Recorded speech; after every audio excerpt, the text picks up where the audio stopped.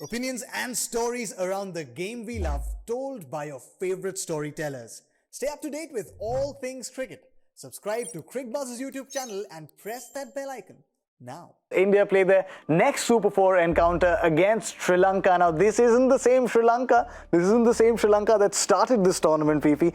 What confidence-winning wins that they have had. In the last game, they beat Afghanistan. Before that game against Bangladesh, they're brilliant. Yeah, absolutely. I mean, making a comeback is the most difficult thing to do when you were blown out of the tournament. And I'm sure the coaches and captain, they must have said, okay, we've got out for 100. It could have been, a bad day for us. Let's not analyze too much into it. But once you analyze too much into it, that means you're thinking too much. But I'm sure that's what they must have spoken in the dressing room. 100 all out, just forget it like a bad dream and try and restart the tournament, and which exactly what they did. They came out with attacking mindset. They came out with not attacking on the field, they came out attacking off the field as well. In press conference with they needed support, everything came attacking, and they chased down 183. They're showing confidence, which is great sign for tournament. We've always been saying Sri Lanka is a team which is rebuilding, and then when you're on a rebuilding process, you want to make sure that you're winning few big games, and which they did.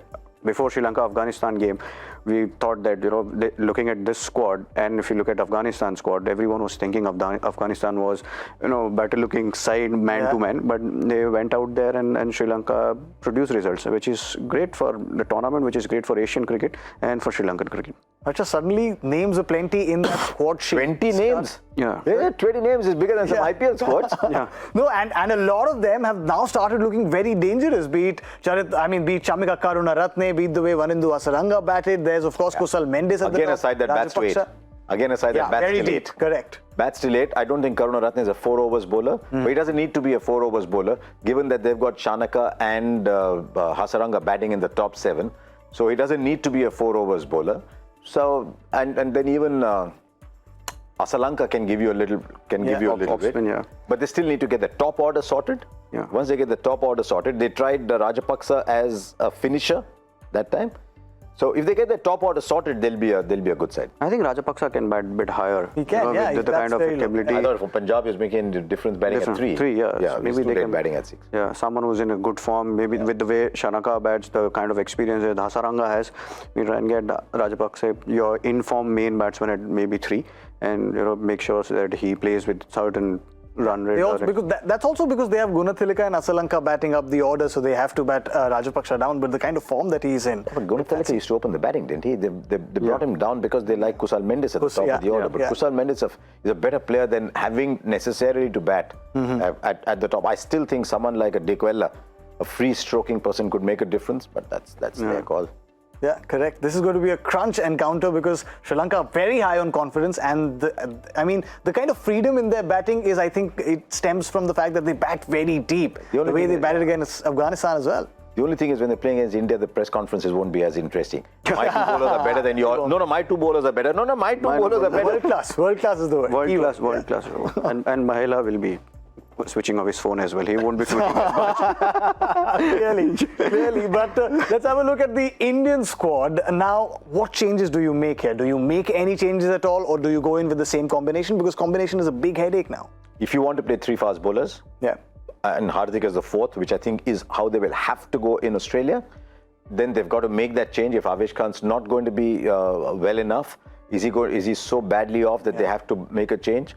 If that happens, do they call in a Kuldeep Sen, who's impressive playing in the IPL? Or do they say, no, we'll get Deepak Chahar? Because if Chahar gets his rhythm right, in much the way that we were talking about KL Rahul, if Chahar gets his rhythm right, and if Harshal Patel is not going to be fit in time, I desperately hope he is, because it's such a great story. It'll be so good for him if he gets fit. But if he is not, then I think Chahar is a better replacement, also giving you batting at 8.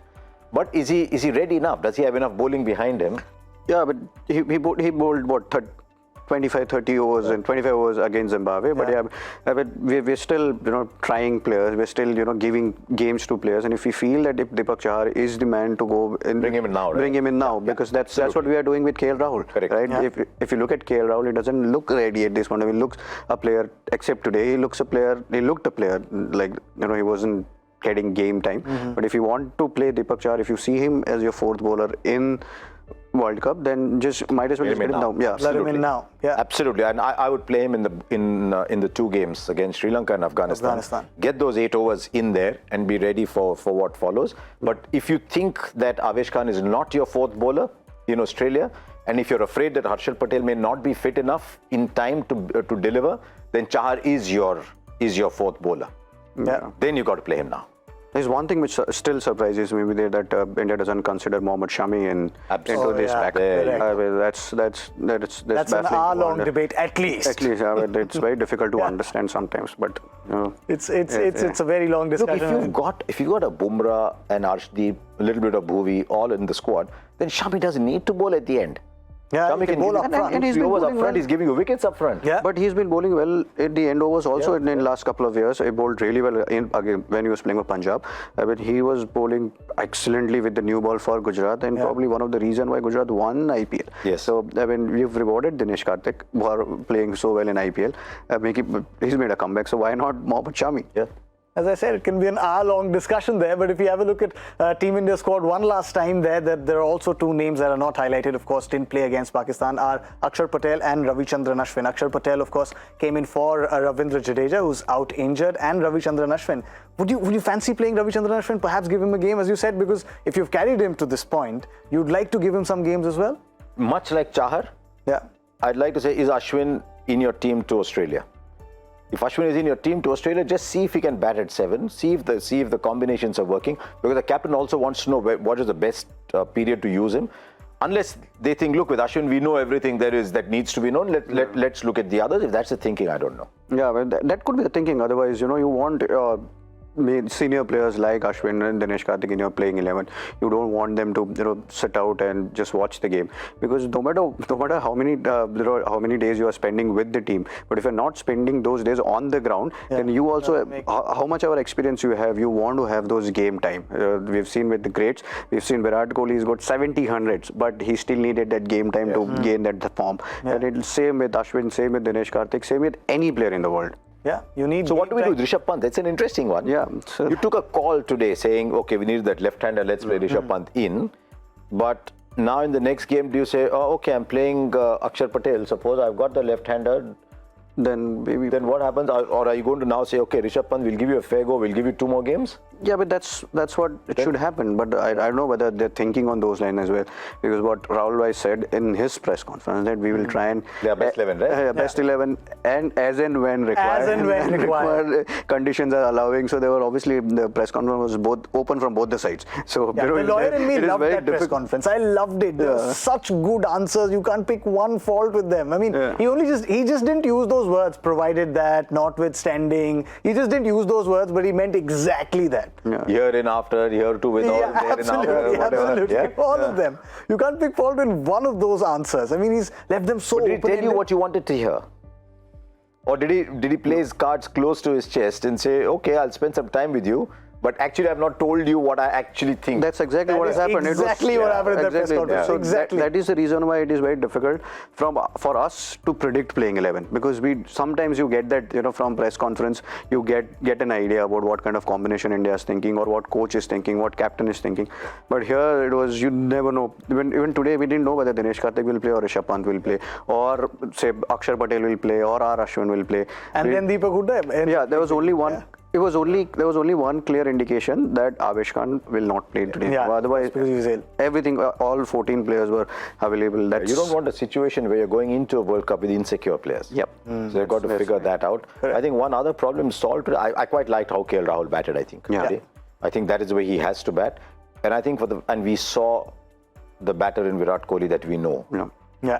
I still think in the game against Pakistan, the first one, he looked a little rusty. He was okay leg side, not so good offside.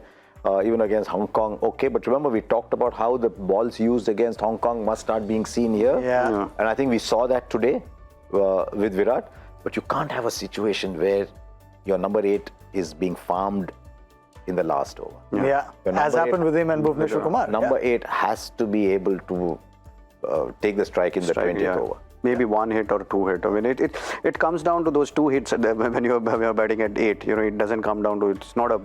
You're not expecting him to get 30s and 40s. You're just expecting him to hit 1 hit out of 2 balls, 3 balls, which he faces.